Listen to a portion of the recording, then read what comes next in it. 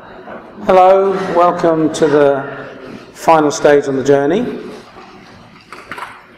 This plenary session, there are two speakers. I'll introduce them each at the moment they're going to speak. The plan is we have the two plenary talks, one after the other. We then have a question and answer session, and then finally I'll say goodbye to you.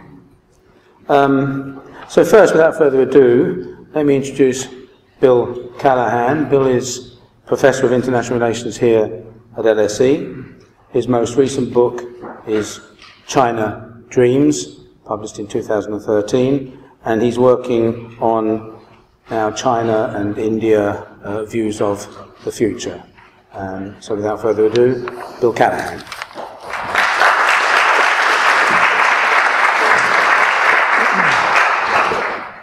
Okay, well, thank you, John, and I want to thank John and John Hutchinson for inviting me to this. It's a nice welcome to the LSE. I only got here last September, so I'm, of course, very happy to be here. I also want to thank the two organizers, Ali and Joseph, for putting on a really great conference. I guess we'll applaud them for a second.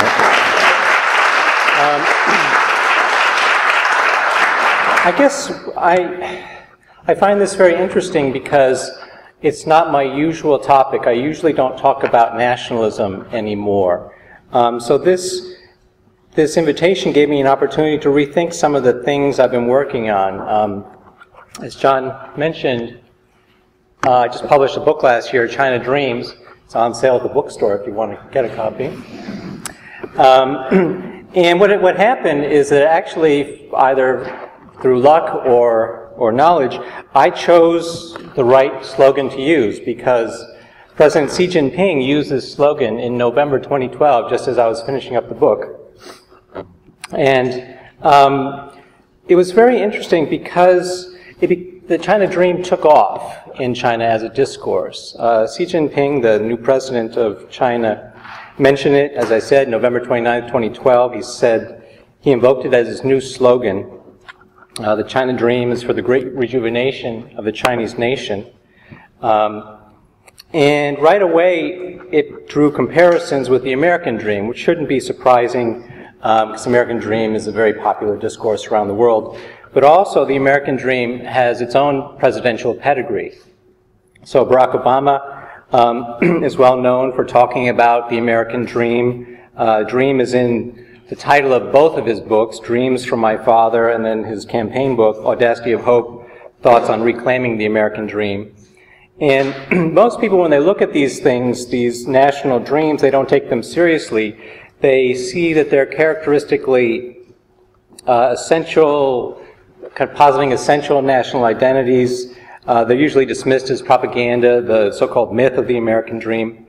But what I found in doing research on the American Dream in particular is that many of the critics of this discourse also adopt a very simplistic, essentialized view. And I have to say that many of these authors are English. English scholars often take it as their mission to discredit the American Dream, to disprove the American Dream, because it's wrong somehow. And say that it's a myth in the sense that it's not true or it's a poor copy of European values in one instance. But I think that trying to disprove the American Dream or the China Dream really misses the point. A myth is not simply a falsehood, but as Aristotle told us, a myth is made up of things to wonder at. So when you consider it in this way, the American Dream and the China Dream are not facts to be proven or disproven, but they're moral dramas that express a community's aspirations and anxieties. And these expressions are often quite polyvocal conversations about the good life, civilization, and progress in both places. And such dreams, I think, can help us see how nations themselves are an ongoing performance that both includes and excludes various groups. So the issues that I'll talk about today are both theoretical and empirical. They're empirical in the sense that I think we really need to conduct a thick description of the China Dream, particularly because it's so new. It's only come out in the past 5 years, unofficially, and then 1 year officially. And we also need to reconsider what the American Dream means because it's been so enduring. It's been going on for a long time. But rather, again, rather than affirming these identities as essentialists, I'll argue that the dream discourse actually grows out of vigorous debates about values, about ideals. And these debates highlight the tension between freedom and equality in the U.S. and between the individual and the collective in China. As we'll see, such dreams erupt not merely in domestic space, but as my title said, they're going global. And they're going global as part of what some people see as a soft power struggle, a rewarmed Cold War, a battle between the American dream and the China dream. So analyzing these dreams is a theoretical project.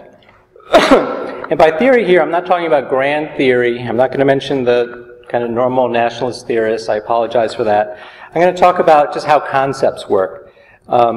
And my argument is that dreams don't merely reflect the reality of society. They're positioned as interventions to redirect debate as part of a critical practice. So rather than empirical measurements of truth or falsity, these dreams involve political judgments and normative values. So the paper explores how the American dream grows out of the particular rhetoric of the American Jeremiad, and how the China dream grows out of the peculiar Chinese practice of patriotic worrying. These are good quotes, examples of what each of these means. Both of them kind of lead to, are critical of these essentialized views of the nation. I guess since I don't have much time, I'll just keep going. So, well, I won't. I'll keep that up there so you can read it. So as we'll see, both the American dream and the China dream are not just positive jingoistic celebrations of the nation. Alongside the celebration, there's always a lamentation. There's always this concern about decline, about missed opportunities and lost greatness. That part of belonging to these national communities involves an intense longing, often for past glory. They're not just celebration of success, but a response to a crisis, a political crisis, an economic crisis, a cultural crisis, which is they're typically all framed as a moral crisis. And this moral crisis provokes not just state propaganda, but also debates among public intellectuals and civil society. So here's my public intellectual. While we assume that these dreams are often conservative things, and I'll argue that, of course, they are in some senses, they can also support progressive politics. So Richard Rorty famously appealed to the power of dreams for progressive social change when he said that you have to describe the country in terms of what you passionately want it to become, as well as what you know it to be now. You have to be loyal to the dream country rather than just to the one to which you wake up every morning. Unless such a loyalty exists, the ideal has no chance of becoming actual. And I have lots of quotes from China that have the same sort of thing about this kind of dual notion of belonging or identity. So according to the liberal narrative of expanding freedom, the American dream informed the civil rights struggles of the 60s and 70s that eventually led to greater rights and freedoms, especially or regardless of race, class, gender, and sexuality. At the conclusion of my paper, we'll consider the limits of these two critical interventions. Rather than the Chinese and American dreams looking forward to a pluralistic future, we'll see how both the American Jeremiad and Chinese patriotic worrying aim to get their nations back on the straight and narrow path that leads to national perfection. To put it another way, we'll consider how critical here does not necessarily mean progressive. As we'll see, values talk in both China and the United States is dominated by broadly conservative ideals, the family, the collective, and order. The goal for most, for kind of the trend, the main goal is for national perfection rather than universal emancipation for humanity. So I'll jump into my little empirical work. That is the title of this book here, Xi Jinping. It's not his collected works, it's kind of like the little red book. It's 88 pages of short paragraphs of Xi Jinping's wisdom on the China dream. It was published last December. I'm getting ahead of myself. So just to go back and remind you, in November 2012, China's new leader Xi Jinping told us his China dream is for the great rejuvenation of the Chinese nation. He later explained that to fulfill the China dream of the great rejuvenation of the Chinese nation, we must achieve a rich and powerful country, the revitalization of the nation, and people's happiness. Though it's easy to dismiss such slogans as propaganda, they're crucial in organizing thought and action.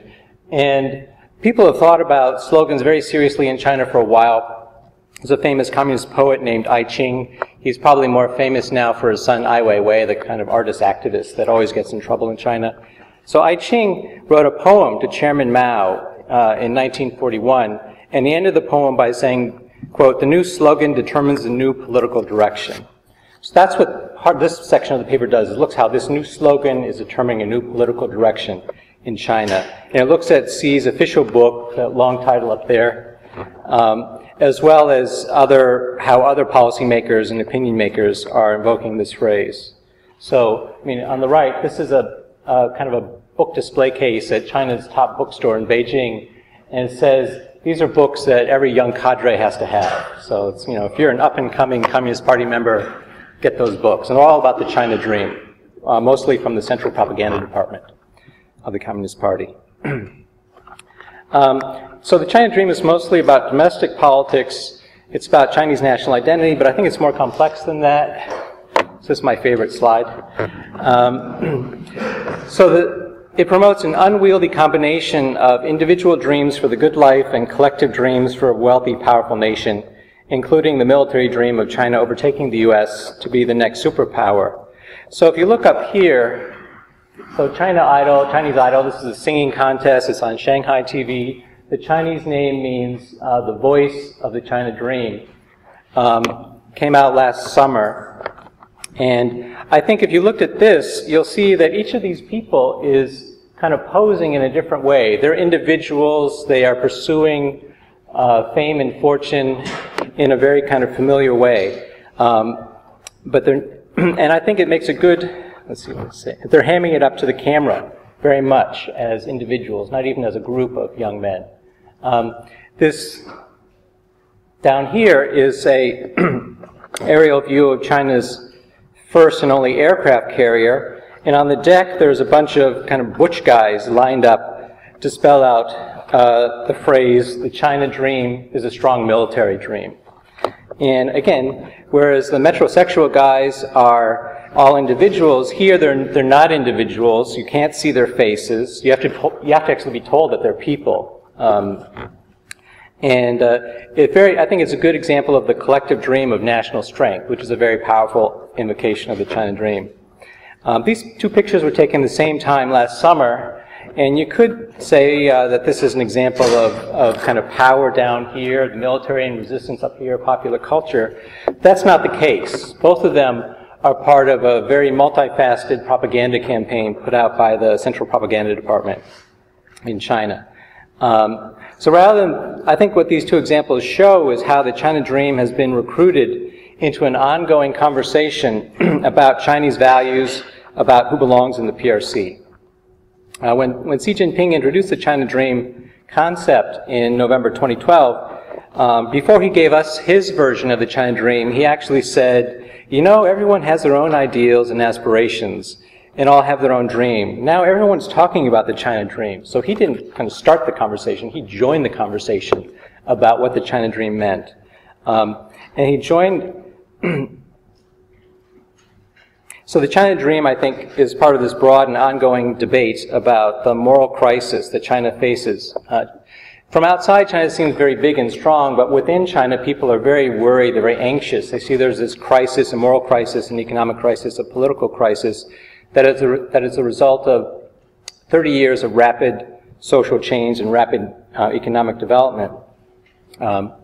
And what has been going on is that there's been a discussion across the political spectrum in China, starting with the left-wing people, the traditional Confucian-type people, and the liberals and military intellectuals.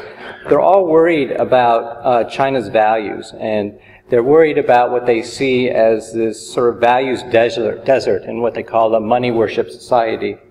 So what these intellectuals from across the political perspective keep using this phrase, 忧患意识, which means crisis mentality, But Gloria Davies translates it as patriotic worrying, and that's the kind of interpretation that I use of it.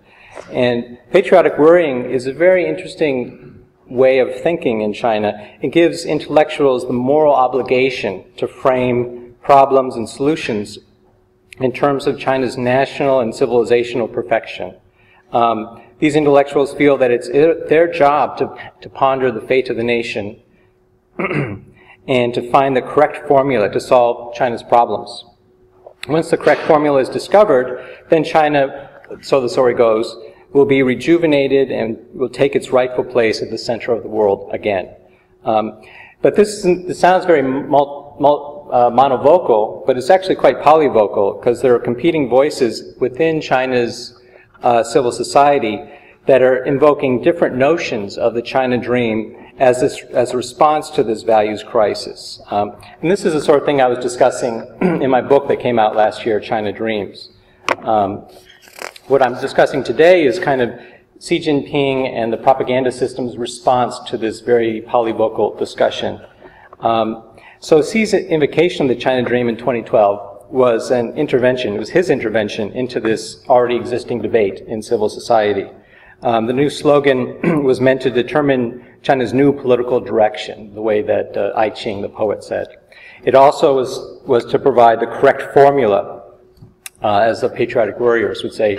If this is the correct formula that will not only generate a sense of belonging in China, but will lead to China's perfection as a nation and as a civilization. And here Xi is responding to a crisis of state power that runs parallel to the values crisis in civil society. It's a crisis of political legitimacy, again, in this rapidly changing social situation that's a result of China's rapidly changing economy. So what Xi is doing through his kind of 88-page handbook and other things is promoting the China Dream as a composite ideology. It's not a univocal ideology, it's full of contradictions, but I don't think this is necessarily a weakness for this ideology of the China Dream. Because it has contradictions, it's able to encompass both the individual dreams of the metrosexual guys on China Idol and the collective dreams of the butch guys on the aircraft carrier for national strength. But I guess I have a lot of details on this, but I won't give them today. At the end of that section, I conclude that the dominant narrative is actually quite illiberal, that the China Dream is promoting a combination of socialism and traditional civilization that is presented as uniquely Chinese. Socialism here is not the kind of socialism you might be familiar with. It's been nationalized as socialism with Chinese characteristics. And so therefore, it actually has changed from some sort of left-wing ideology to a right-wing ideology in the sense that it offers a familiar menu of conservative values of the state, the family, and order. So that's the Chinese view of the China Dream. There's also a Chinese view of the American Dream. So many of the discussions of the American Dream and the PRC actually start with the American Dream. So discussions of the China Dream start with the American Dream, again, which should not be surprising. One scholar even stated that only great powers like China and the United States, quote, dare to have national dreams. It was funny because he's from Singapore, and Singapore has its own Singapore Dream. So he was basically saying, I don't believe the Singapore Dream. I want a China Dream. I want a big dream. Anyway. But the China Dream is usually discussed as a challenge to the American Dream. For example, just before Xi Jinping went to the U.S. to meet Obama in June 2013, the People's Daily explained the, quote, 7 major differences between the China Dream and the American Dream. And they explained it in terms of China's dream of national wealth and power and Americans' dreams of personal freedom and happiness. So China here is defined as a nation that's united in its rightful pursuit of global power, while America is portrayed as a collection of individuals who are bent on their own selfish schemes. So what is very interesting is that from this kind of argument, which happens again and again, official commentators conclude that the American Dream as a whole is a failure because not every single American has been able to achieve their individual dream. And I think that the point of this China Dream policy is not only to tell people what they can dream, which is a generally positive thing, but more importantly, what they cannot dream. It's a very kind of negative soft power movement here. That you can't dream certain individual dreams, you can't have a constitutional dream, you can't have the American dream in China, according to these commentators. And it goes even further, as I kind of suggested before, to see the world politics in terms of the China dream versus the American dream. China and the United States are involved in a Cold War-style contest of this dream battle. And you see this not just amongst the extreme right-wing commentators, but even the liberal intellectuals kind of figure things this way. So what is happening is that Beijing aims to deploy the China dream as soft power in a battle with the American dream on the world stage. And again, this is a broadly conservative way of understanding international politics, of essentialized state-centric national values battling it out on the international stage. I guess I have to call it the kind of American view of the American dream, to distinguish it from the Chinese view. And there's a lot of celebration, of course, of the American dream, but there's also a lot of kind of joking or uneasiness, especially among intellectuals, that in The Audacity of Hope, Obama writes that when he was a senator, his staff often kidded him about how he used a formula to talk to new immigrants, that all of his speeches to these groups would start with Section 1, I am your friend. Section 2 is, X country has been a cradle of civilization, and the last section is, you embody the American dream. But generally, among American intellectuals, the dream is discussed as a problem to be solved, in a very similar way to China. Even the subtitle of Obama's second book is, speaks to this, Thoughts on Reclaiming the American Dream. So while on the face of it, the American dream seems quite simple, it's always often defined as crass materialism, fame and fortune, China Idol, American Idol, that kind of thing. When you look at it in more detail, it's actually quite complex. And one person wrote a recent book-length treatment of the American dream, and he gave 6 interrelated archetypes: religious freedom, political freedom, upward mobility, equality, home ownership, and lastly, fame and fortune. But I think it's actually more interesting to sort of trace the origins of the American dream.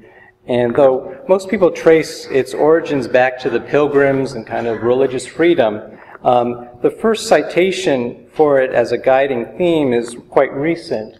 It's 1931. James Truslow Adams, related to the famous Adams family of Massachusetts, coined the phrase in his popular history, The Epic of America. And it's quite interesting that this 83-year-old description is still quite similar. He says the American dream, that dream of a land in which life should be better and richer for every man, with opportunity for each according to his ability or achievement. So when you look at these sources, you see the national dream also grows out of a crisis situation. So 1931 is not a time of prosperity, it's the depths of the Great Depression. Like with the China dream, this American dream, from its very beginning, is a mixture of aspirations and anxieties. It celebrates success, but at the same time, it's haunted by a sense of dissatisfaction, a belief that the nation we inhabit isn't quite right, but could be and should be. Hence, it's always a discussion of values. Like James Adams asked, what is better, what is richer? And he answered it by saying, no, it's not just buying a motor car, it's about a social situation where everybody can achieve their full potential. So in such discussions of political, economic, and cultural values, there always is a tension between individual freedom and collective equality. Rather than simply celebrating the American dream as a success, Adams's book shows that from the very beginning it's about reclaiming the American dream, the same thing Obama talked about 80 years later, 75 years later.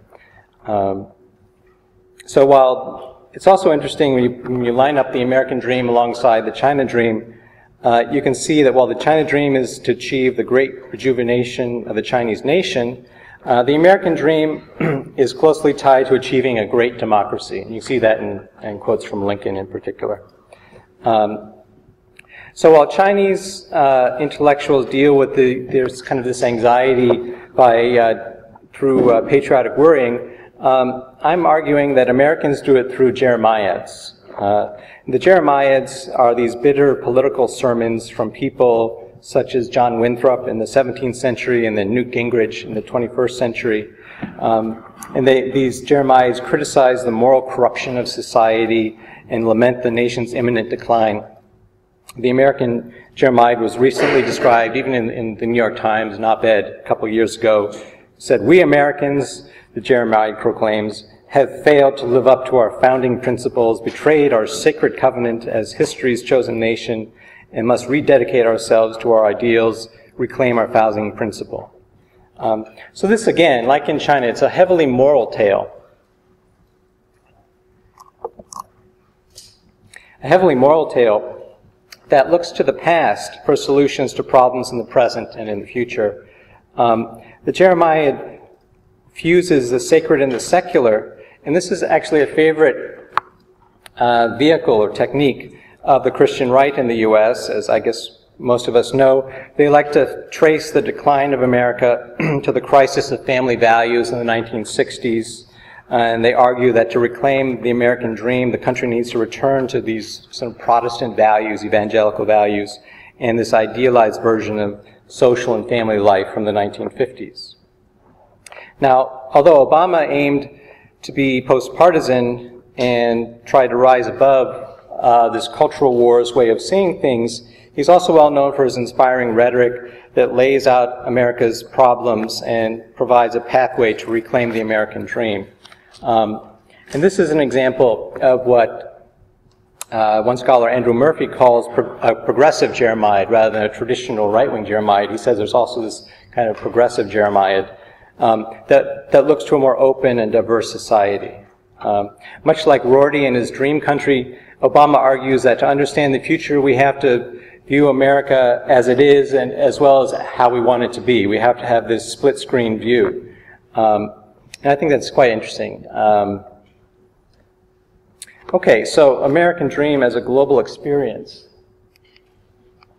Oh, I'll just say there. How much time do I have? 10 minutes now. Okay, cool. I can slow down. Okay. So the American dream, as I've mentioned 2 or 3 times already, has always been part of a global discourse. Even in Adams's book, it's very clearly I'll smile for the camera.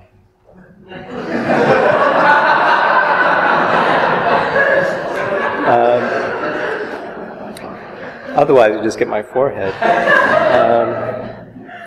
So even in Adam's book, the American dream is very clearly a reaction to what were called old world values of kind of European class society. The United States here is figured as the world's first new nation, a new utopia, a new Jerusalem. So in John Winthrop's sermon in 1630, which is called A Model of Christian Charity, it's not just something that was done hundreds of years ago. This is an archetypical identity speech. It was invoked both by JFK, John F. Kennedy, and Ronald Reagan, and it preached that America is a city on a hill that would be judged not just by God, but perhaps more importantly by the world, because, quote, the eyes of all people are upon us, unquote. There are many other examples of this notion of a chosen nation and of a covenant that go right up to the present. So I guess my point is that the American dream is not just for Americans, it's always on this global stage. And this leads us to American exceptionalism.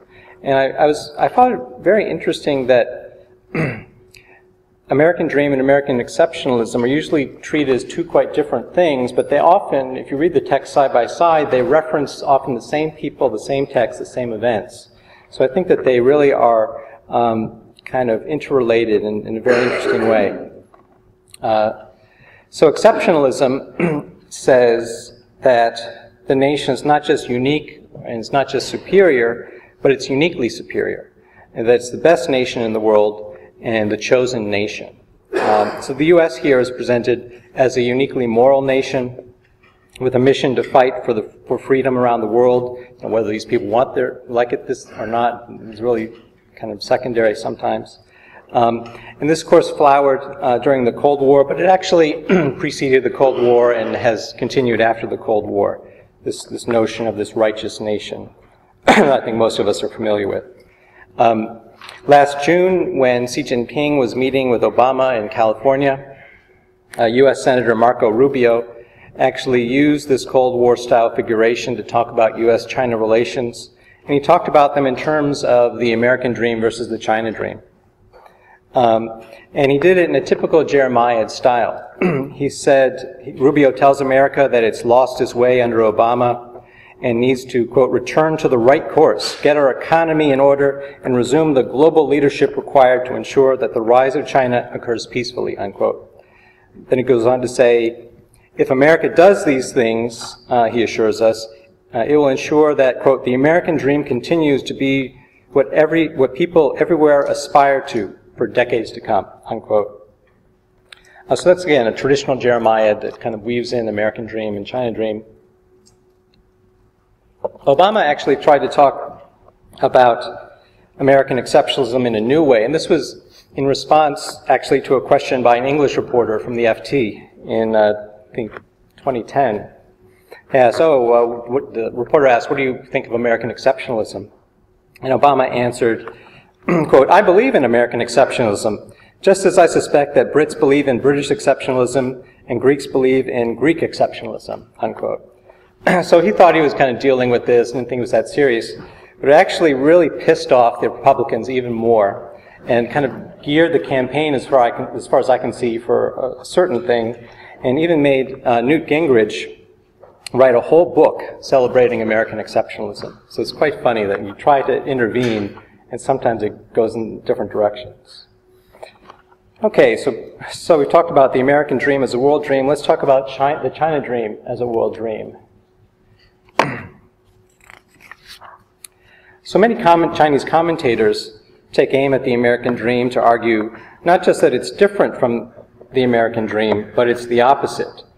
And they go further to moralize it to say that the China dream is good and the American dream is evil. And they use the word evil sometimes. After criticizing the American dream, many commentators often talk about how China's national rejuvenation is part of the world dream. And as the former ambassador to the UK, Ma Jiangang, said, China's dream is the world's dream. And President Xi Jinping said similar things to foreign audiences, especially in Africa, Asia, and Latin America. This world dream is an extension of Chinese exceptionalism. So China has its own kind of brand of exceptionalism. It's a discourse that's reemerged in the past decade, but it's not completely new. Traditionally, kind of pre-modern China, in pre-modern China, Chinese identity was defined according to cultural vectors, specifically civilization versus barbarism. So China is civilization, everyone else is barbaric.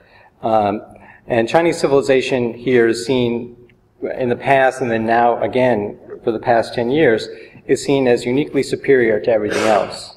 The idea of exceptionalism reemerged in post-socialist China as part of this values crisis that I talked about before.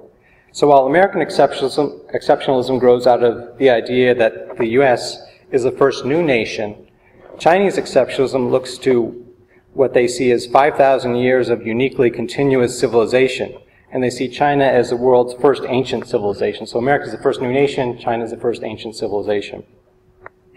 While American exceptionalists see the United States as a beacon of freedom and democracy, Chinese exceptionalists see their country as a peaceful and harmonious alternative to what they see as American hegemony.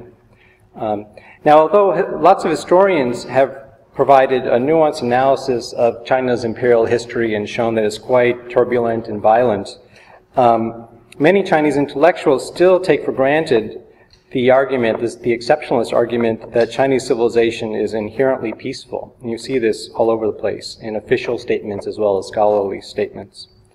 Public intellectuals in China are developing this idea of the world dream and being inherently peaceful to propose a post-Western version of the China dream and the world dream. And this post-Western version of world order has China lead the rise of the global South against the West. So New Left economist Hu Anggang, this guy, who's he's a very important guy. He's one of the people who writes the 5-year plans in China. He's one of the top public intellectuals in China. He comments on everything. So he's important as an influential voice. And over the past couple years, he's weighed in on the China dream and the world dream. And he predicts, for example, a great reversal of world order where the global South replaces the West. In addition to promoting this kind of vaguely socialist internationalist ideology, Hu Anggang likes to promote China's traditional values.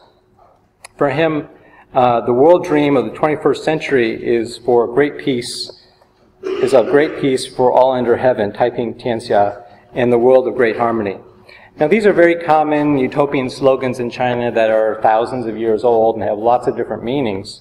But they're also highly political because when they're used in this way, and he's not the only one to use them, they're sketching out a world order that is both hierarchical and Sinocentric. Other public intellectuals are more clear. They say Western empire is evil, which is fine.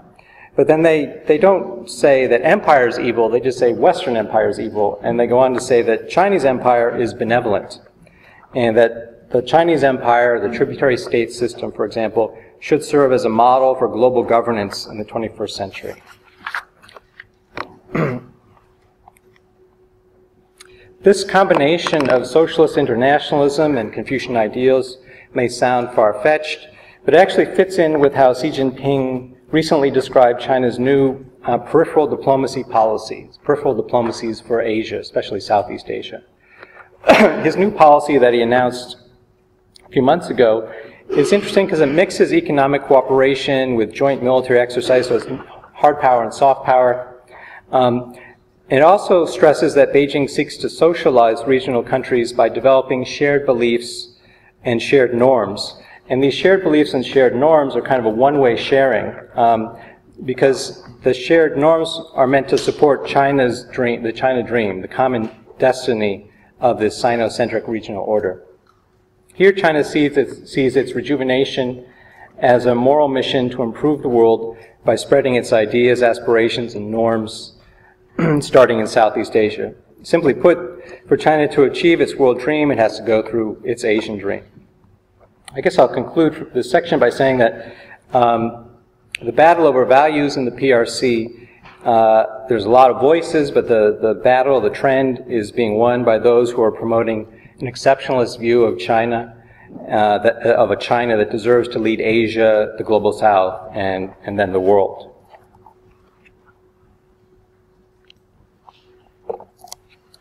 Okay, here's my conclusion, talking about the limits of China dreams. Limits of national dreams. Not yet. So I've been arguing, I'll sum up first. I've been arguing that we need to take the China dream and the American dream seriously, not simply as reflections of national values, but as critical interventions into normative debates in each country. While it's common to dismiss the American dream as crass materialism, I've shown that it's always been concerned with social values, specifically of freedom and equality. Likewise, I've suggested that the China dream is much more than a propaganda campaign that promotes a singular vision of the PRC as a strong state. It also includes many individual and collective dreams that look to spiritual and materialist values alongside and beyond the state. To argue that these two national dreams can be critical interventions, I've used the concept of patriotic worrying in China and the American Jeremiad for the US.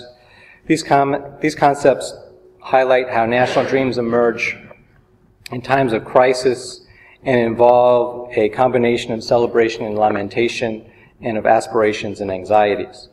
While both concepts describe how public intellectuals can and do join national debates, it's important to note that both of these concepts have actually, the main purpose of them is to criticize the way these debates work. And criticize how things like the American dream and the China dream actually are limiting the possibility of critical discourse.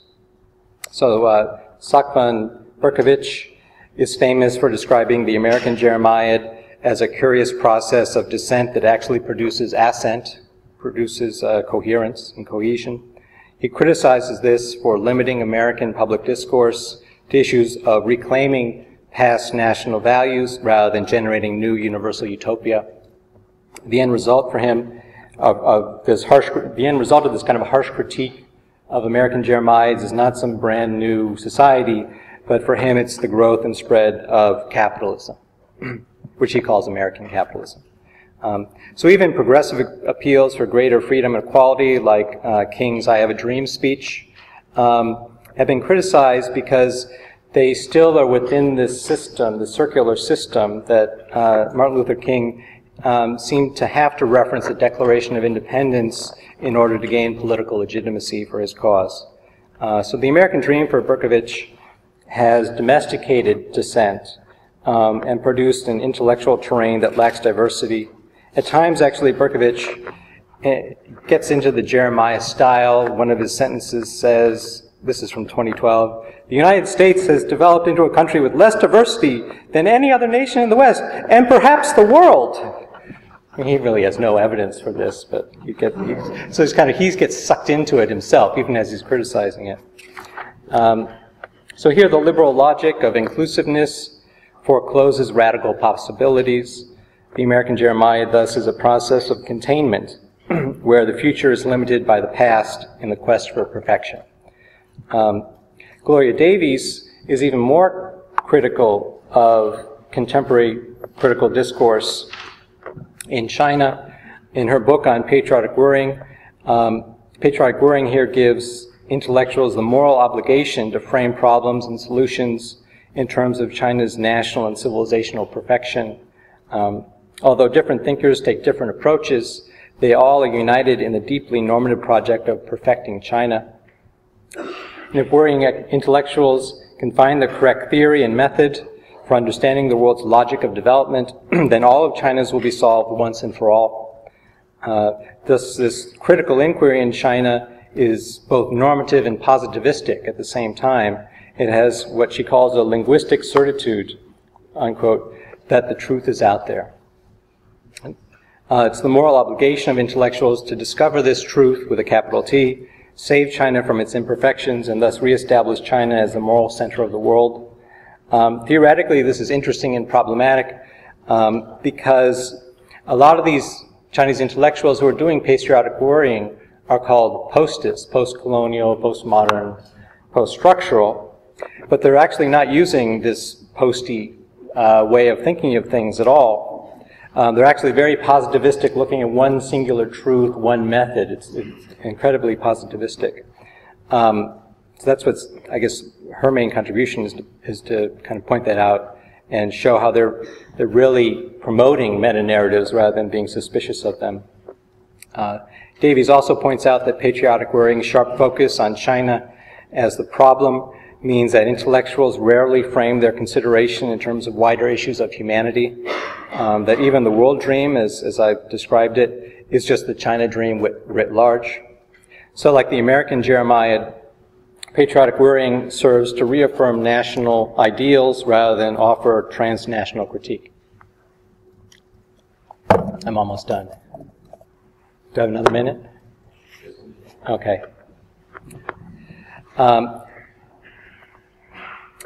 So after all this critique, the discussion has gone on, and so for some political theorists, the American dream still has some mileage. It's still an unfinished project.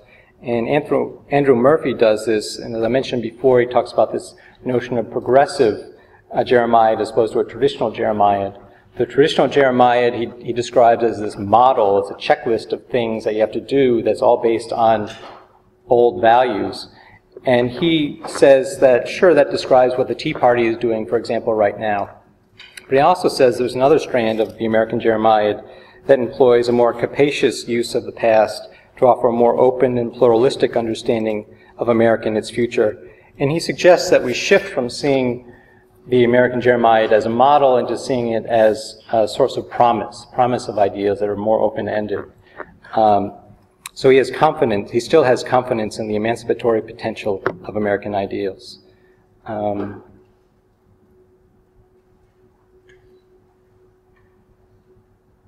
guess I'll just jump to the end. Empirically, I think that I've shown that the China dream and the American dream are still an underexploited resource for analysis about the complexity of national identity. They both have more mileage as critical interventions into debates about identities and ideals in both national and global space. Theoretically, the American Jeremiad and patriotic worrying tell us much about the limits of national dreams, but I think that they themselves are quite limiting. This critique of critical discourse needs a further critique, perhaps.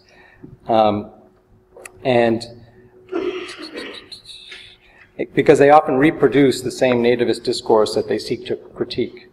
So I think that my project has to go one more step, and rather than looking at the American dream through the American Jeremiad, I think I should try to use patriotic worrying to look at the American dream, use these sort of Chinese concepts to look at American practices, and at the same time use American Jeremiad to look at the China dream.